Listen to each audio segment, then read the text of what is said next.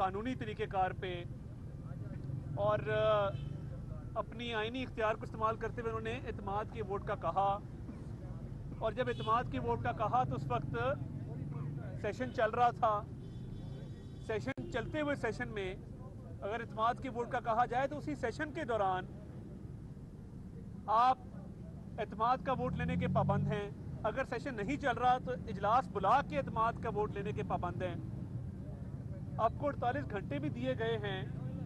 मुझे समझ नहीं आ रही कि वज़ीर आला परवेज़ इलाही एतमाद का वोट लेने से गुरेज़ां क्यों हैं और वो क्यों भाग रहे हैं एतमाद के वोट से। यानी अगर आपके पास, अब देखिए कि खुद कह रहे हैं कि हमारे पास 187 अरकान की तादाद मौजूद है। आपके ये इल्म में है कि एतमाद का वोट लेने के लिए 186 वोट दरकार हैं। एक शख्स अपने मुंह से कह रहा है कि मेरे पास 187 हैं। इसका मतलब है कि उनके पास एतमाद का वोट लेने के लिए मुजव्वज़ा अरकान की तादाद और अक्सरियत मौजूद नहीं है। अब ये बड़ी अफसोसनाक बात है कि एक राह फरार इख्तियार की जा रही है। आइन को पामाल किया जा रहा है, आइन की खिलाफ वर्जी की जा रही है। तो ये बहुत नामुनासिब बात है। और देखिए, स्पीकर ने एक खत लिखा गवर्नर पंजाब को और एक रूलिंग दी कि आपके एतमाद का वोट का कहना जो है वो आइन और कानून के मुताबिक नहीं है। अब मैं आपको समझा दूं कि टेक्निकली, कानूनी तौर पे वो सही किस तरह था।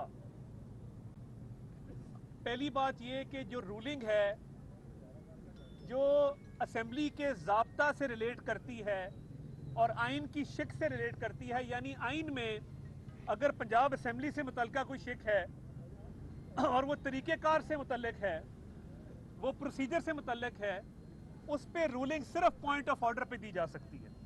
अगर कोई भी member floor of the house वो खड़े होकर पॉइंट ऑफ ऑर्डर रेस करेगा तो पॉइंट ऑफ ऑर्डर के ऊपर रूलिंग दी जा सकती है। इसलिए ये आईनी कानूनी तौर पे रूलिंग गलत है। अब उस रूलिंग में मंजूर बट्टू केस का हवाला दिया गया। आप में से बहुत सारे साथी 1990 की दहाई में भी रिपोर्टिंग कर रहे थे, सहाफत के पेशे से मुंसलिक थे। आप इस बात को बखूबी जानते हैं कि मंजूर बट्टू को जब कहा गया कि एतमाद का वोट लें, वो उस वक्त वजीर आला नहीं थे। उस वक्त के सदर ने गवर्नर राज लगाया हुआ था।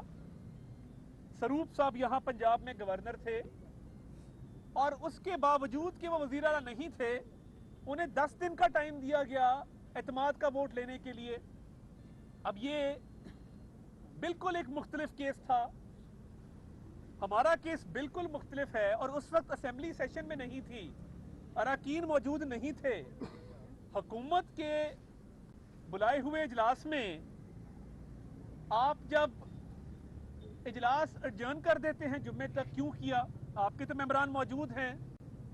हाँ, गवर्नर ने एतमाद के वोट का क्यों कहा, उसकी कानूनी वजूहात मौजूद हैं। नंबर 1, पहली कानूनी वजह यह है, आपका एक सिटिंग वजीर के साथ खुल्लम खुल्ला इख्तलाफ होता है, बात तल्ख कलामी तक पहुंचती है, आप उसको गेट आउट कह के वहां से निकाल देते हैं।